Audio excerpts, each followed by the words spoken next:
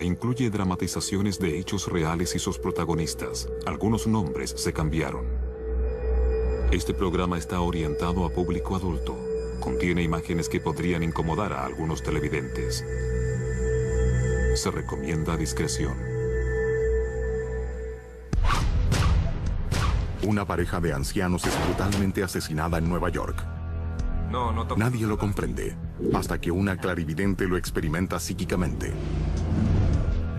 ¿Qué haces? Sentí su terror que me llegó a través de sus ojos. Luego, repentinamente, me estaba matando.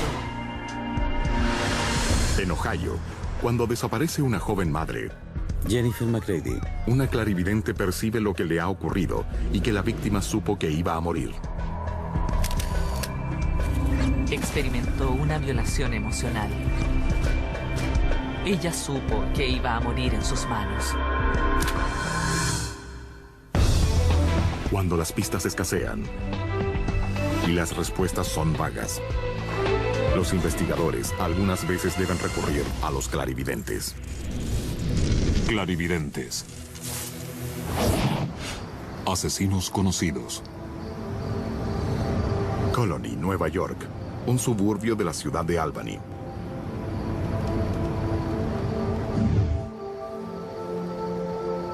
La noche del 15 de mayo de 1986. Este día no pudo haber sido mejor, Marta. Ron y Martha Spencer ponen fin a otra jornada familiar. Que él vaya a la universidad comunitaria. Esta pareja de 72 años ha estado casada por 40 años. Los nietos, por suerte, son muy sensatos. Tienen 2 hijos ya crecidos. ¿No lo crees? Y disfrutan juntos de su casa en la sala de estar. Ha sido una grata y tranquila velada. Marta llama a su hija respecto a una próxima reunión familiar. Sí. Probemos con mi estofado húngaro. Es exótico. De pronto, lo inesperado. ¿Mamá? ¿Qué estás haciendo? Mamá, ¿qué te pasa? Háblame, mamá. Mamá, dime qué pasa. Mamá. Mamá. ¿Qué pasa? Llama a la policía. No lo han encontrado. Suelen desaparecer por razones que nadie conoce. Y después a su hijo. ¿Hola? James, algo le ocurre a la abuela. Algo muy malo. Escucha un disparo. Cálmate. Ve a su casa ahora. Sí. Voy enseguida.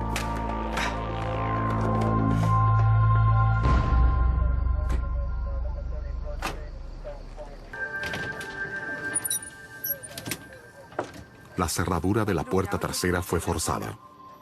En espera de acercamiento, cambio. ¡Policía!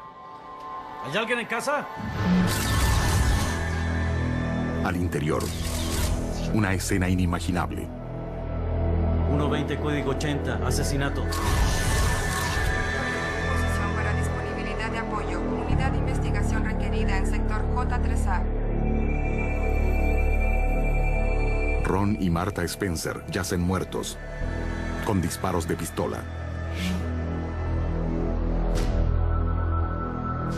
Veamos qué tenemos aquí. Fueron baleados. Dígame, ¿qué encontró agente? Son 2 cuerpos. Esto fue quemarropa. El detective de homicidios, teniente Raymond Krolak, trata de explicarse lo que ha ocurrido. No. Al inspeccionar la escena de un crimen, se tiende a pensar que caben 2 posibilidades. Es asesinato o suicidio o un asesinato doble. Debajo del cuerpo del hombre no había arma de ninguna especie. Como tampoco bajo el cuerpo de la mujer. Había que suponer que era asesinato doble. Perímetro de seguridad establecido. Parecía un acto de ejecución.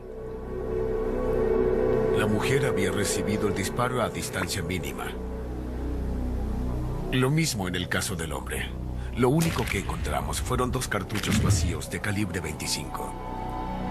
Pero, ¿por qué matar a 2 ancianos? La primera impresión fue de que hubo un intento de robo, con la sorpresa de que había gente. El ladrón optó entonces por dispararles, y no simplemente por huir. Una decisión fatal. No había razón para matar, a menos que las víctimas lo conocieran. Bueno, a quemarropa es letal. No tuvieron... Al parecer, el asesino había huido sin robar nada.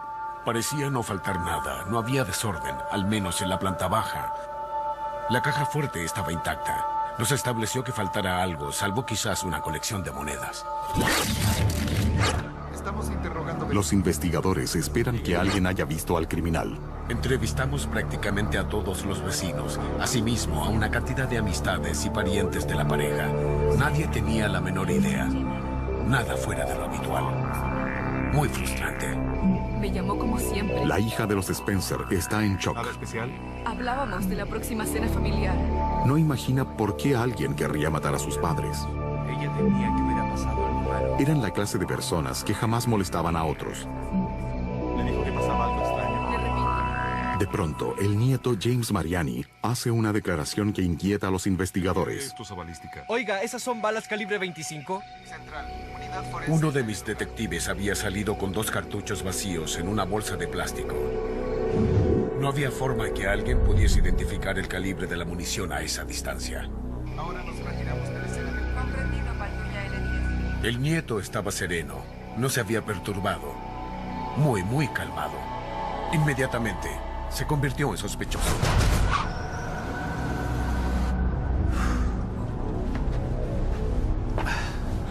Su conducta solo confirma esa impresión.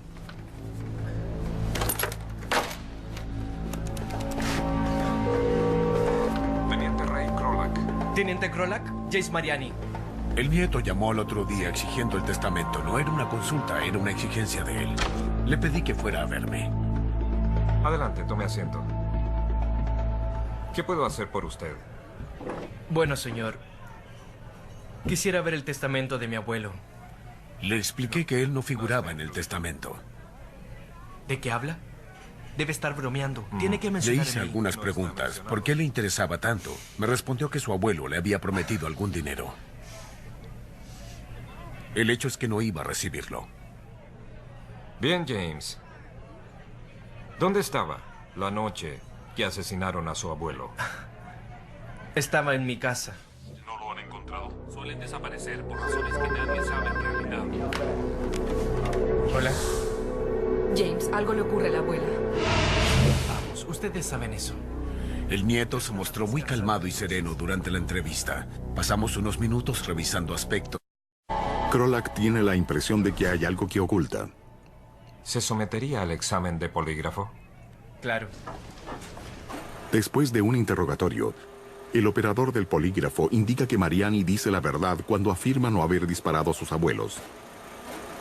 No se ve ningún arma. Nada en la escena del crimen implica a Mariani. La policía sigue investigando, revisando antecedentes de él y sus amigos y conocidos. Descubren que James Mariani y sus amigos, Kid Snare y Robert Skinner, tienen prontuario delictual que incluye una gran cantidad de robos y que siempre han trabajado juntos. Operaban juntos. El modus operandi de los robos involucraba casas conocidas. Sabían cuándo había ocupantes y cuándo habían salido. De esa forma, cometían sus delitos. Eso correspondía a lo ocurrido en la casa de los abuelos. Krolak cree que los asesinatos fueron motivados por intento de robo. Al parecer, creían que no había nadie en casa, que tenían camino libre. Se equivocaron. Pensamos en 2 sujetos cómplices del nieto y el nieto mismo. Robert Skinner, soy agente de policía. Los 3 fueron interrogados. Todos tenían lo que se presentaba como coartadas válidas. Así es. Nada los vinculaba a la escena del crimen, salvo que conocían a la familia. Robert Skinner dice a los investigadores que la noche del crimen jugaba a los bolos con su novia y sus amigos. Kid Snare afirma que esa noche él también estaba con amigos, que lo confirmarían. Ambas declaraciones parecen verídicas. En esa fase de la investigación, ninguna pista resultó provechosa. Hablamos con gran cantidad de personas, más otras relacionadas con los primeros 3 sospechosos, pero siempre sin resultado. La investigación debió ser suspendida. El caso se archivó. Pasaron años. El teniente Krolak comenzaba a considerarlo sin solución. Pero no podía saber que una clarividente iba a ayudarles. Sentí su terror, su dolor que me llegó a través de sus ojos. Luego, repentinamente, me estaba matando. Es algo espantoso. ¿Qué haces aquí? ¿Qué pasa? Aproximadamente 2 años después del crimen, los hijos de las víctimas fueron a hablar conmigo a la oficina. Bien. Explícalo. Queremos que vea esto. Entonces me mostraron un artículo sobre una clarividente y quisieron saber si me interesaba consultarla para que cooperara en el caso. El nombre de la clarividente es Noreen Renier. Yo jamás había recurrido a una clarividente. No tenía ninguna noción de que fuesen creíbles. Asociaba esa actividad con adivinadores de circo. Nunca había pensado siquiera en ellos. Aunque con escepticismo, el teniente Krolak accede al deseo de la familia. La investigación estaba paralizada. Nada teníamos que perder si intentábamos ese recurso, y algo podría resultar. El artículo sobre Noreen menciona a varias agencias policiales que han usado sus servicios. Contacté una de ellas para saber qué méritos tenía Renier. Hablé con el comandante de la División de Homicidios del Bronx, autor de un libro sobre prácticas de investigaciones criminales. En ese libro hay un capítulo sobre el tema. Había trabajado con Noreen Renier y la consideraba muy creíble. Bien, el comandante Blackburn lo considera un... Postergué entonces mis dudas y decidí, correcto, vamos a intentarlo. De acuerdo. Krolak llama a Noreen, quien vive en Charlottesville, suburbio de Virginia. Hola, soy Noreen Renier. Aquí habla el teniente Ray Krolak de la policía. No me extraña encontrar personas escépticas. La llamo en relación a un caso criminal similar a los... Todo policía debe mantener una dosis de escepticismo, pero para cuando yo termine de colaborar en un caso no debe quedar escepticismo alguno. Ya tienen que conocerme, deben saber que puedo cumplir con lo que me comprometo a hacer. Noreen acepta trabajar en el caso. Solo quiere que le confirmen los nombres de las víctimas y nada más. Si hay mucha información, actúa la lógica en tu mente. Ahora, si la información es mínima, trabaja entonces la intuición. La psicología tiene que ponerse en acción. Le dije al detective Krolak que necesitaba algo de los difuntos. Algo que estuvieran usando cuando los asesinaron. Krolak envía el cinturón de Ron y las gafas de Marta. La energía en esos objetos me permite ver más claramente impresiones de los hechos o del desarrollo de los acontecimientos. Noreen usa psicometría para lograr sus visiones. Eso consiste en tocar objetos y captar las impresiones que ellos emiten. Puedo convertirme en la víctima, ver lo que ella veía, y en ocasiones puedo ser yo misma y presenciar los hechos. Gafas y el cinturón. Bien, procedamos con la entrevista. Conectaré el teléfono al parlante y vamos a grabar.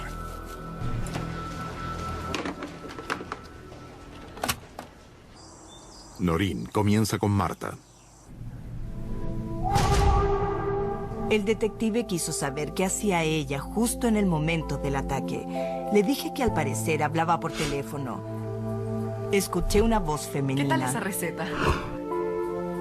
Es una pariente de ella. Marta hablaba con su hija justo antes de su muerte. Me convertí en ella y pude sentir su terror, que me llegó a través de lo que veían sus ojos. Ahora, dígame, ¿qué más ve, Noreen? Alguien entró, forzó la puerta. Deje el teléfono, suéltelo, haga lo que le digo. Fue sorprendida mientras hablaba por teléfono. Dime ¿qué estás haciendo aquí? ¿Qué pasa, mamá? Ella lo reconoció inmediatamente. Era un hombre conocido. ¿Qué? No quiero. Entonces vio el arma. Se aterró y gritó llamando a su esposo. ¡Ayúdame, Ron! El hombre disparó.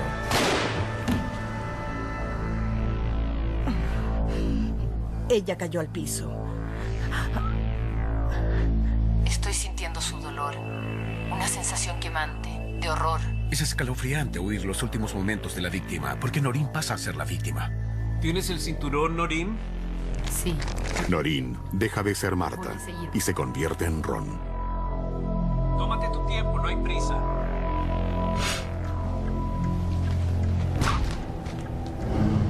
Al tocarlo, pude visualizarlo sentándose a leer un periódico. Luego recordé a su esposa, aterrada y llamándolo a gritos. ¡Ayúdame, Ron! Visualicé que se ponía de pie, tomaba algo y se dirigía a la cocina. ¿Qué haces tú aquí? ¿Qué?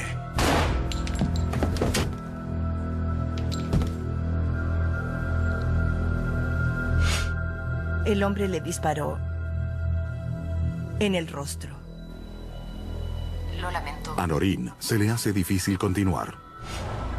Es muy doloroso porque exige una enorme cantidad de energía en mi mente. Puedo durar 1 hora hasta 1 hora y media como máximo. Es mi límite porque me agota demasiado. Suficiente. Ellos decidieron finalizar la sesión, pero optaron por realizar otra. Esta vez, los investigadores viajan a la casa de Noreen en Virginia para una sesión en persona. Tenemos evidencia, pero los sospechosos tienen buenas cualidades. Necesitan identificar al asesino. Relájate bien, Noreen, y cuéntanos. ¡Ayúdame, Ron! Una vez más, Noreen experimenta las muertes de Ron y Martha Spencer.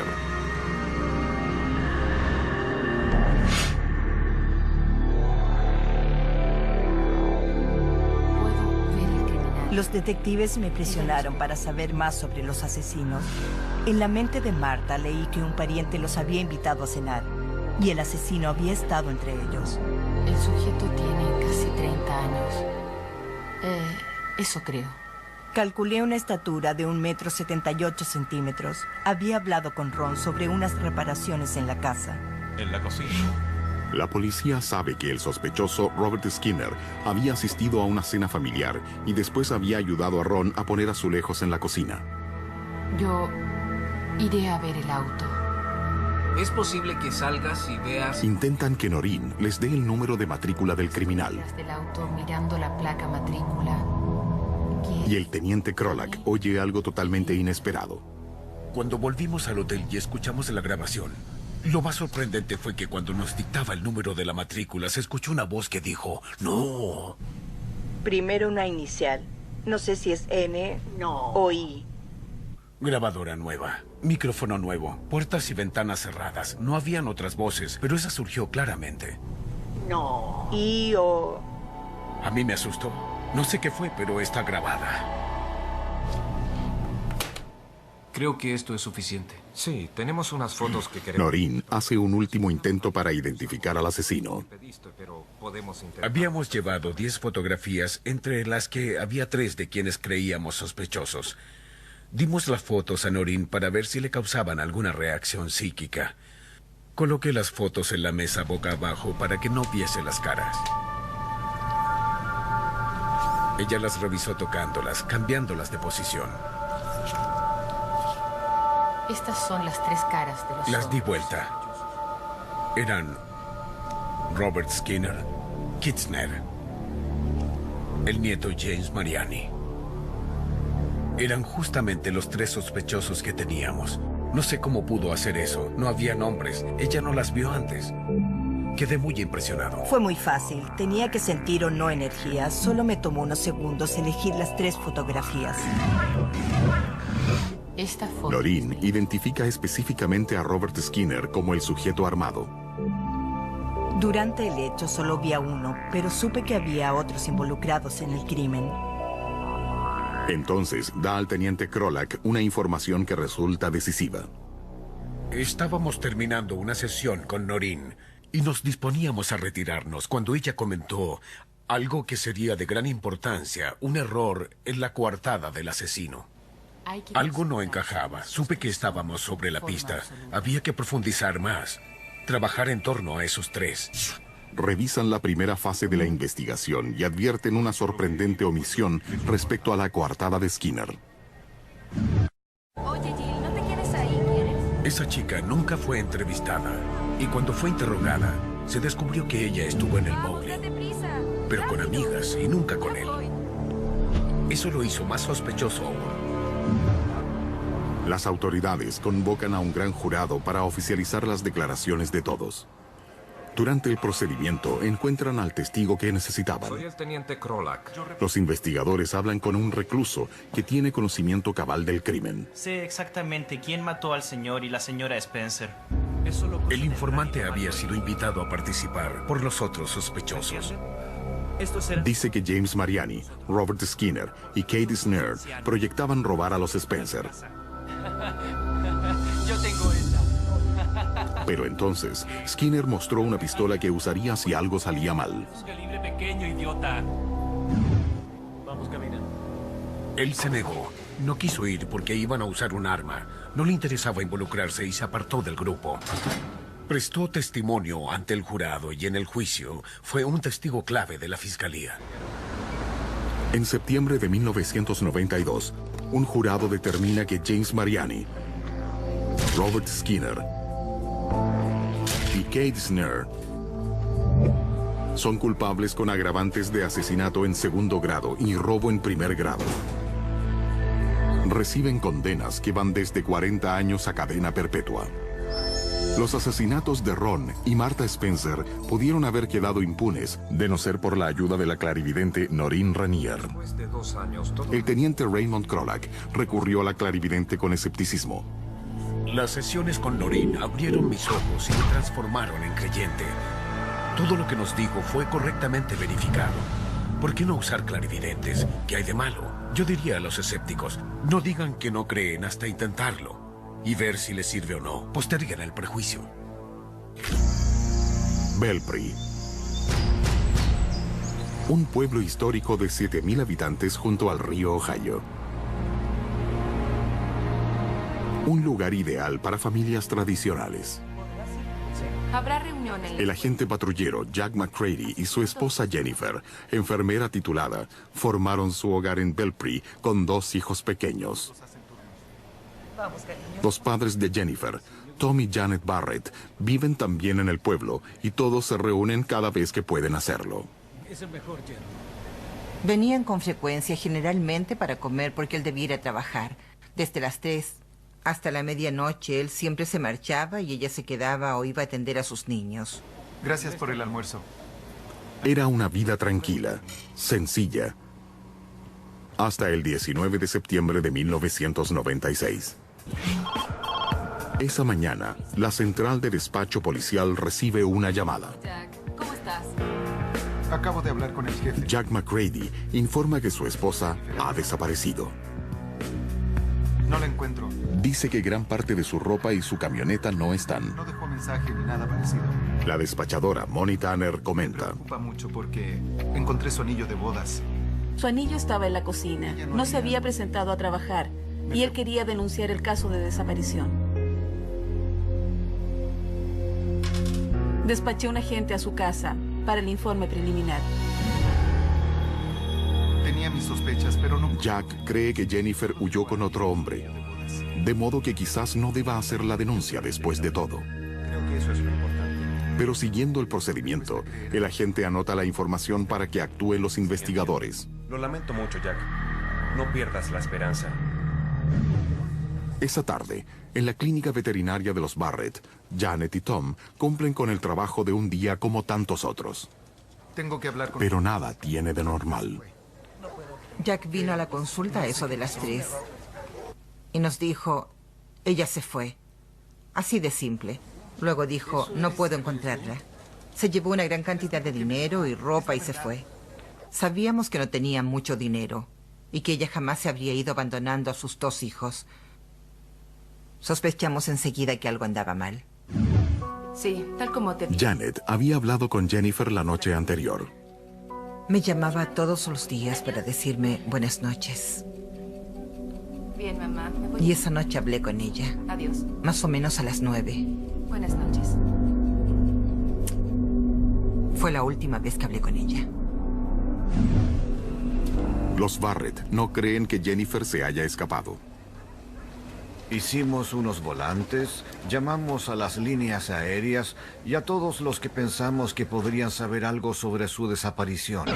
Pero nadie tiene el más mínimo indicio sobre Jennifer. Comienzan a sentir temor. Nunca olvidaré el día en que nos... Ida Walker es jefe de la policía de Belpre.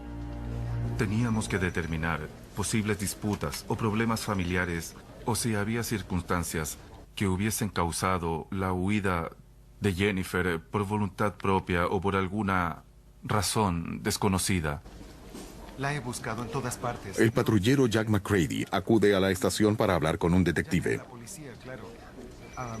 Hablé con mi jefe. Admite que el matrimonio estaba en crisis y dice creer que Jennifer ya no regresará más.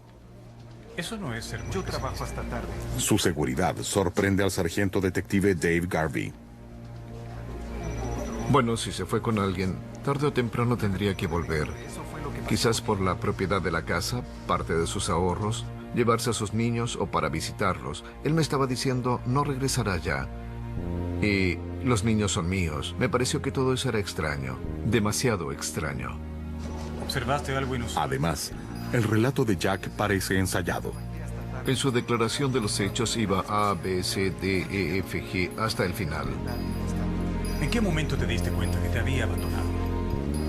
Cuando intenté que Jack volviera al momento crucial, insistió en regresar a otro punto.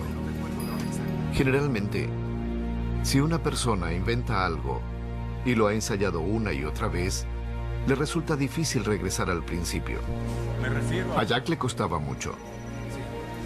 También es difícil creer que un colega policía haría daño a su esposa, como lo señala el teniente detective del condado, Jeffrey Sievers. Todos lo conocíamos. La mayoría de nosotros éramos amigos de la familia de Jack y muchos asistimos a su boda. Aquí viene Aunque no hay pruebas, Tom y Janet Barrett sospechan que Jack hizo algo a Jennifer. Pero es policía y tiene a los niños. Jack, ven, siéntate. Jack venía a cenar y jugaba con los niños. Nosotros no sabíamos qué actitud tomar. Sí. Realmente no le podíamos decir nada porque no sabíamos qué les haría a los niños o a nosotros. No, nada. Manteniéndose amistosos, podrían ayudar a Garvey a descubrir la verdad. Si Jack llegaba a tener alguna señal de que estaba bajo observación, lo probable es que se aislara de Tom y de Janet. Tuve que repetirle a Tom continuamente, no te disgustes con él, no lo provoques, no le digas que sospechas que algo ocurrió. Trata de mantenerlo engañado. Al difundirse la noticia, se presentan posibles testigos. Un amigo de la familia vio el vehículo de los McCready en la mañana que Jennifer supuestamente desapareció. Su impresión fue que Jennifer conducía el vehículo. Eso le pareció extraño porque ella siempre conducía lentamente, pero esta vez iba veloz. No saludó al pasar y aceleró algo más. Luego, 2 días después de la denuncia de la desaparición, la policía encuentra el vehículo de Jennifer en un aparcamiento. Pregunta despacho otra vez. Llaman a Jack para abrir el auto.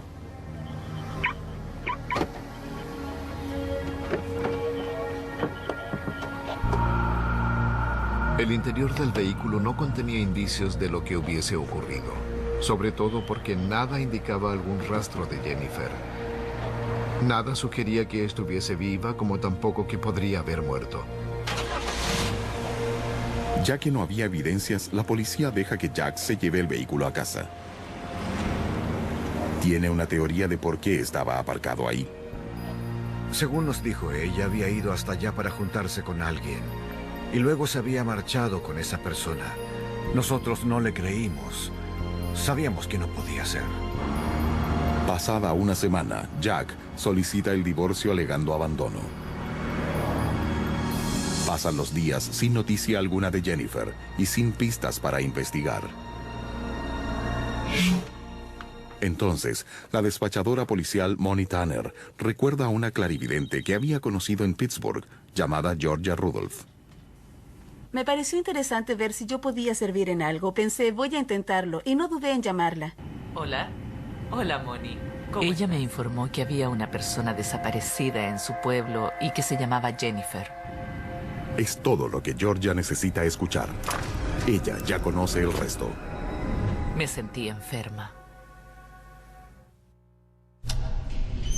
Trasladamos al Puedo decir de inmediato si una persona pasa por lo que yo llamo la dimensión vibracional de la situación, porque la vibración física es diferente a la vibración espiritual. Todas las vibraciones son diferentes en los distintos planos. Si percibo a una persona que está viva, la vibración entonces es física. Pero si es una persona que está muerta, su vibración es espiritual. Entiendo. Sepultura baja. Me dijo que Jennifer había sido baleada, que yacía en una sepultura cavada cerca de la carretera, envuelta en algo blanco y rosado. Moni pasa la información al sargento detective Dave Garvey. Moni pensó que yo avanzaría mucho si hablaba directamente con Georgia y que probablemente me diría algo más. Eso no interesará al fiscal. Supongo que soy de la vieja escuela. Me atengo a los procedimientos establecidos. Está bien, Solo llámala. Está bien. Jamás pensé en llamar a una clarividente, ni en este caso ni en ningún otro. ¿Hola? Cuando Moni se fue, me puse a reflexionar detenidamente. Pensé que no habría daño alguno en llamar a Georgia. Le dije, fue asesinada. Y luego agregué, recibió un balazo en la nuca. Entonces él preguntó, ¿sabe usted quién la mató? Y yo le respondí, el hombre que buscan, por su físico, tiene apariencia de leñador, musculoso, corpulento.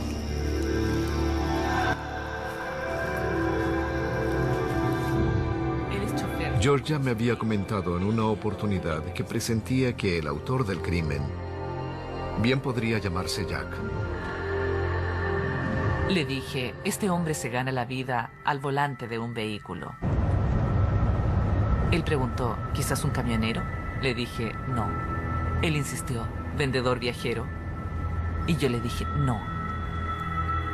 Escuche. Resulta terrible enterarse.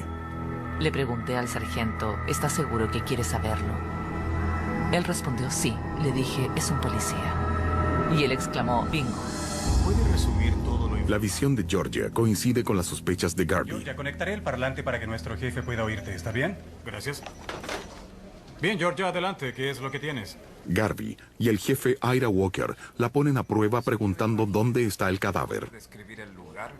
¿Puede hacerlo? Algo les puedo mencionar. Y Georgia, a 250 kilómetros de Belpre, Ohio, les da detalles. Lo que tienen que hacer es usar la carretera principal más próxima a su pueblo. Él me dijo, eso sería la ruta 7, y yo añadí, deben dirigirse al sur. Allí encontrarán otro pueblo, que se llama Torch. Él exclamó, Torch, Ohio. Nos dio una numeración de 3 dígitos. Esos eran 298, 982, 829. Y añadió, deben poner esos números en orden. No puedo darles el orden exacto, pero todo esto tiene algo que ver con su muerte. No hubo problema para determinar la zona, y resultó que el número era exacto. Al sur de Belpre, cerca del pueblo rural de Torch, está la carretera secundaria 298. Luego de ver esos números, entren a ese camino y retrocedan unos 400 metros. Encontrarán un camino menor que va subiendo por la colina y dobla. Siguiendo por ahí, hallarán el cuerpo de Jennifer McGrady. Georgia también nos había informado que la encontraríamos vestida con ropas de color rosado y envuelta en una manta de color azul. Gracias. El contacto con Jennifer deja a Georgia exhausta. No creo haber experimentado antes la sensación que me produjo este caso cuando contacté a Jennifer debido a la violación que esa joven soportó antes de morir. Fue una violación emocional al saber que su esposo iba a matarla. Sabía que iba a morir en sus manos. Deben haber sido los momentos más terribles de su vida. No es posible conocer... Walker y Garvey continúan escépticos. Sin embargo, mi posición respecto a clarividentes es que no creo en ellos. Son como cualquier otro testigo. Nosotros solo investigamos lo que ellos declaran. Es una pista y hay que investigarlas todas. No me parece que hago mi trabajo por los deudos o por las víctimas, si no investigo toda pista que obtenga. Si una clarividente me da una pista, yo la investigo. Pero antes que la policía disponga de agentes para esa búsqueda, la noticia del caso llega a una amiga de Georgia, Kathy Wyndham, quien vive en Belpre.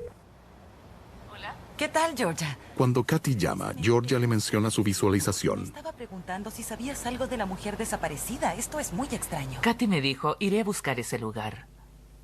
Y yo le respondí, no vayas. Insistí, no es bueno que busques ese camino, créeme. Pero Kathy va de todas maneras, siguiendo las indicaciones de Georgia.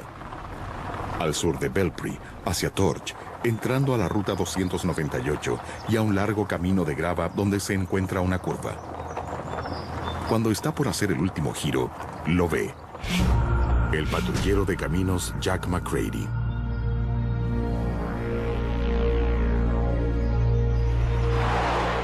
Cuando mi amiga llamó otra vez y me dijo que había visto a Jack McCready en ese camino rural, me quedé absolutamente impresionada. Temí lo peor por ella. También me emocioné porque supe que ahora podrían hallarla. Mi amiga sabía exactamente cómo llegar al lugar. ¿Dónde está el detective? Por ese pasillo. Gracias. Kathy va enseguida a la policía de Belpre para informar lo que vio. Información para usted sobre el caso. En Ohio, la patrulla de caminos no tiene jurisdicción sobre carreteras privadas. El hecho que un patrullero viniese saliendo de ese camino privado sería demasiado irregular. Bien, Sievers, ahora tenemos... El sargento detective Garvey y el teniente detective Jeffrey Sievers tienen que inspeccionar el lugar.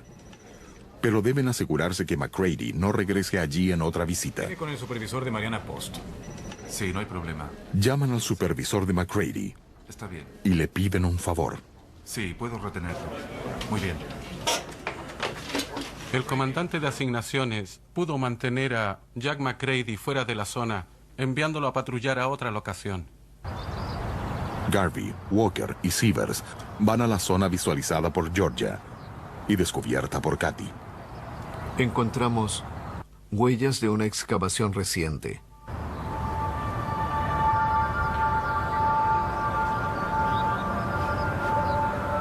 Después de remover la tierra algunos centímetros, hallamos una bolsa con cierre de nylon azul. ¿Qué te parece? Creo que la encontramos.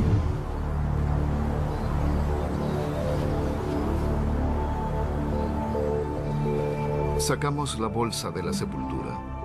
La abrimos. Ocultaba a una mujer blanca, con pijama rosado y blanco, y con una bolsa plástica en la cabeza. Le quitamos la bolsa de la cabeza y vimos que le habían disparado tras una oreja. Así fue como descubrimos el cadáver de Jennifer McCready. Al menos ahora, los Barretts saben qué sucedió. Después de 10 días, sospechábamos que ese sería el desenlace. Encontraron.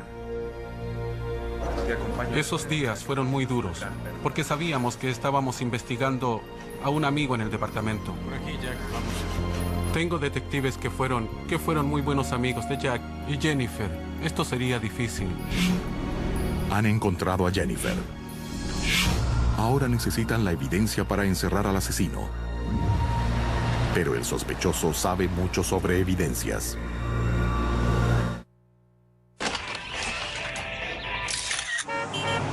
Tía consigue una orden para revisar la casa de McCready mientras este se encuentra trabajando. El interior de la casa está muy limpio. Nunca encontramos en la casa lo que llamaríamos escena del crimen. No había lugar alguno que pudiésemos tomar como el escenario del disparo. Recurrimos a toda clase de sistemas para detectar rastros de sangre de la casa, pero no logramos nada de eso. Vengan acá, encontré algo. En un basurero se encuentran algunas pistas. hallamos varias botellas vacías de lejía en el basurero. En muchos casos criminales, la lejía sirve para eliminar algún rastro de sangre. Es buena para limpiar sangre y ADN. Las autoridades comprenden que como policía, McCready sabe borrar sus huellas criminales. O eso cree él.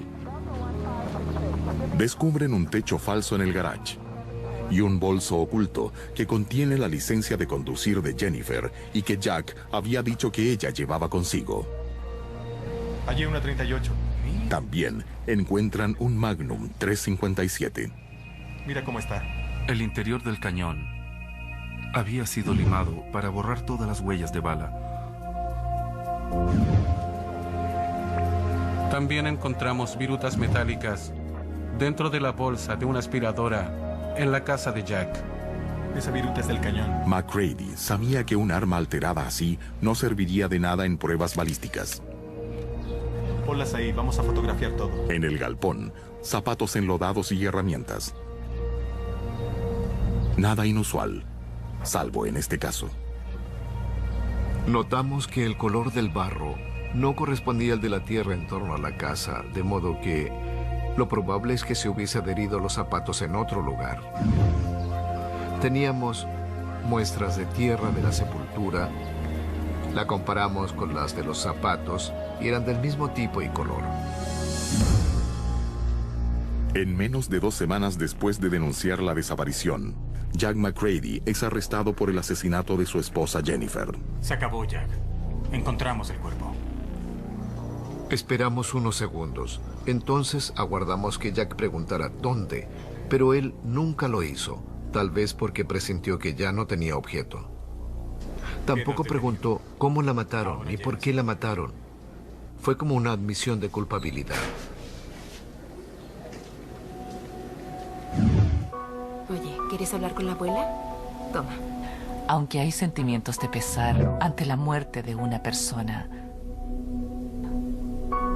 también hay paz y calma. Y gratitud por haber dado a sus inconsolables seres queridos una respuesta que ellos necesitaban. Una respuesta que ellos ya presentían. Porque no creo que exista en este mundo algo peor que la desaparición de quien amas, de verdad,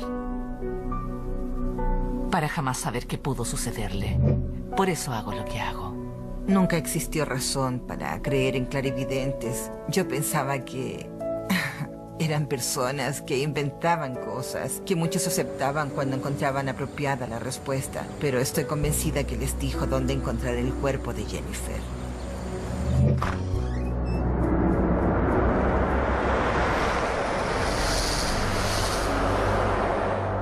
Janet y Tom Barrett esperan que la terrible muerte de su hija haya dejado una lección.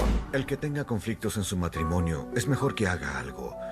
Que no piense que puede cambiar a esa persona porque no podrá hacerlo. Esas cosas no ocurren. El 15 de agosto de 1997, un jurado declaró que Jack McCready, agente de la ley, había matado a su esposa. Mientras sus hijos dormían, llevó a la madre a una parte remota del condado y trató de cubrir las huellas. Convicto de asesinato, Jack McCready fue sentenciado a prisión de por vida. 2 familias destrozadas por asesinos conocidos. Una pareja de ancianos muerta por la codicia de un pariente. Una joven madre asesinada por su esposo sin motivo aparente. Crímenes impensables cometidos por quienes debieron amarles realmente. Solucionados por policías abnegados y 2 grandes clarividentes. Eso es todo lo que puedo ver.